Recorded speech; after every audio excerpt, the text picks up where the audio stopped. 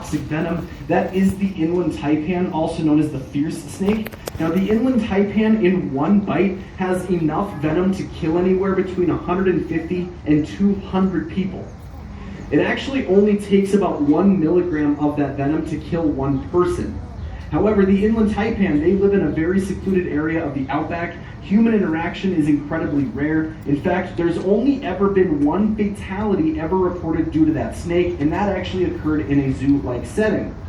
Now, another way you could define the world's deadliest snake is as the snake that's going to kill more people each year than any other snake. That's something we're going to take a closer look at. This right here, guys, this is an Asiatic cobra, also known as a monocled cobra. Now right away you may have saw that hood form up. The hood itself is created by elongated ribs in his neck. He's going to make that when he wants to make himself look bigger, more intimidating. Now you guys are more than happy to stand right there, or sit right there, but can actually have you sit down on the glass just so the people behind you can see. You're more than welcome to stay there though. So the Asian cobra, when people think about them, they're also thinking about that snake charmer playing his flute. Kind of seems like that snake sways back and forth to the rhythm of the music. However, like all snakes, they don't actually have any external ears. They're not listening to that music. Instead, they're simply following the swaying movement of that charmer's body. Now, I'm going to try to demonstrate something as well, but this is another really good indication about snakes.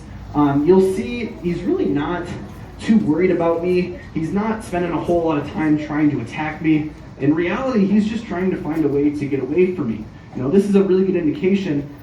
These guys, their first line of defense is not going to be to bite or strike. It is going to be to try to get away from a threat. But in that regard, the strike of a cobra, it is different because it's going to happen from that hooded position each and every time. And because of this, instead of striking outward like other snakes, they're going to strike downward and outward just like this. Because of that, they do lose a little bit of that speed that we see with the other strikes of snakes. In theory, what it means is that somebody, say a snake show guy, could open this box, could put the cobra on the ground, allow him to hood up, allow him to strike, and safely show how you get out of the way of that strike. As I said, I don't get paid great. It's not something we're going to try here today. Another reason for that, their venom is known to be incredibly potent. In fact, the quickest reported death ever due to an Asian cobra, it was just under 10 minutes. This is his t-shirt. But as I said, the Asian cobra kills more people each year than any other snake in the world. A couple of reasons for why that is, on top of that toxic venom. They do live in one of the most densely populated regions, being southeastern Asia, primarily into India. It's also going to be a very warm, a very humid climate. So a lot of people, they are going to wear shorts, they're going to wear sandals. But the most significant issue is that there are some areas where medical attention might not always be readily available, or it could even be an entire day's travel away. So each and every year, it is estimated that the Asian cobra kills anywhere between 15 and 20,000 people. Very high, very, very unfortunate number, especially when we compare it to the several hundred venomous snake bites that we have here in the U.S. each year. On average, we're only seeing anywhere between 5 and 10 fatalities. And that really can go to show how quick, how attentive our medical attention has become. Really in comparison, it makes that 5 to 10 deaths an insignificant number. So that's another good question that kind of 5 to 10 people commonly get asked, where do we get our snakes from? So about half, all of the snakes we have here, they're born in captivity. The other are actually caught out in the wild and then brought here. But they're going to live out their days here. They're really happy with it. They get protection. They're always in a warm, comfortable setting, and they always get fed. That's really important to reptiles. So I do have one more question for you guys before we get to the last snake here. How do you tell the difference between venomous and non-venomous snakes? You guys can just kind of shout these out while I'm putting this guy away. So shape of the head's always an answer we get. Shape of the eyes is definitely up there as well. Color, maybe the pattern on the scales. So once again, those are, really the common guesses that I do get. Things like shape of the eyes, the shape of the scales. If you can tell, there is a common problem with those sorts of suggestions though, because to tell the difference, you are going to have to get really close. And actually, on a global scale, there is not a physical trait such as those that will always tell the difference between venomous and non-venomous. In fact, we are going to find quite a few. They may share some of these traits, possibly things you can do each and every time. First, you capture the unknown snake, force open its mouth, and look for some sort of venom apparatus. Second's going to be a lot simpler, a lot quicker. Let that snake bite you and just see how you feel in about 5 minutes. For very obvious reasons, we're not going to recommend either of these two things. Instead, all we do recommend is that you safely research what venomous snakes live in your area or whatever area you might be visiting in.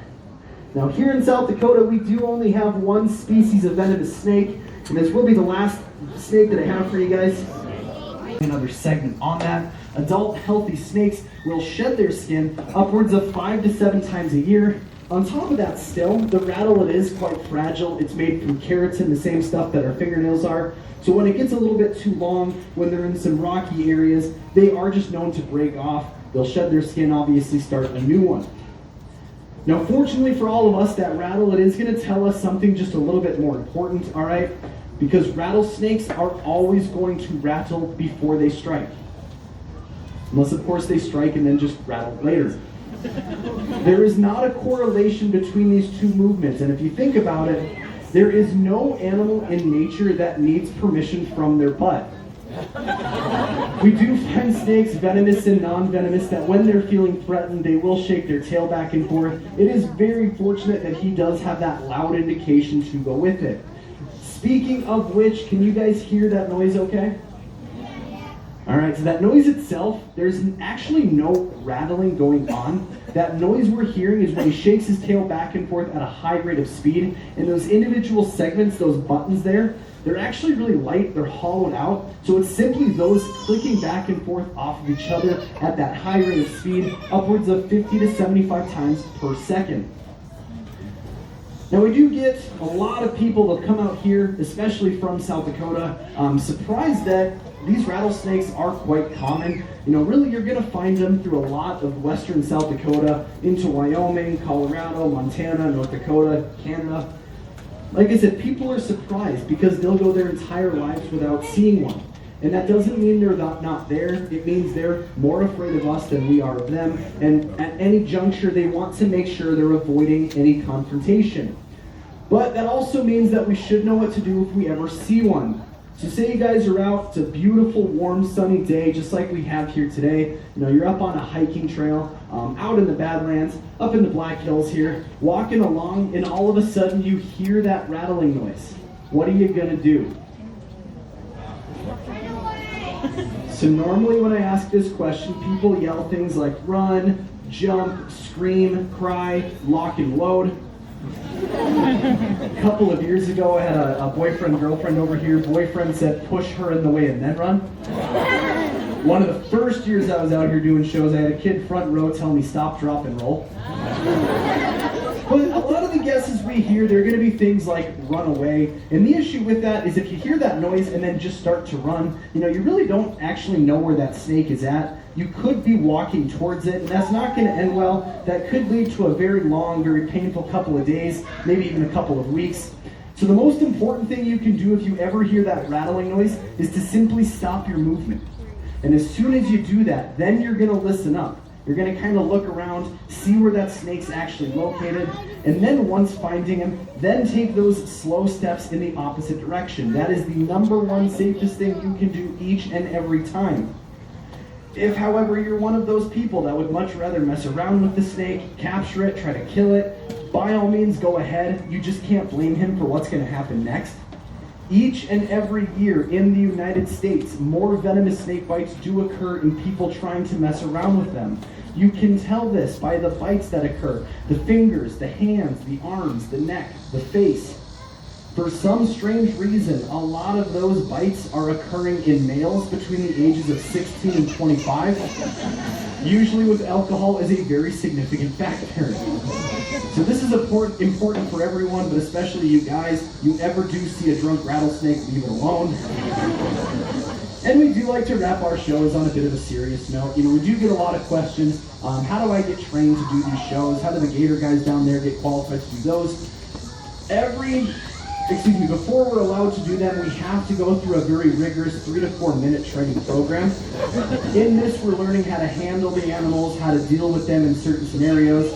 For example, say the snake was incredibly upset and he was actually striking at me every other second. I was getting really nervous that I might get bit. You're going to see me do a lot of things very quickly. The first is I'm going to scan the crowd looking for anyone wearing Packer gear.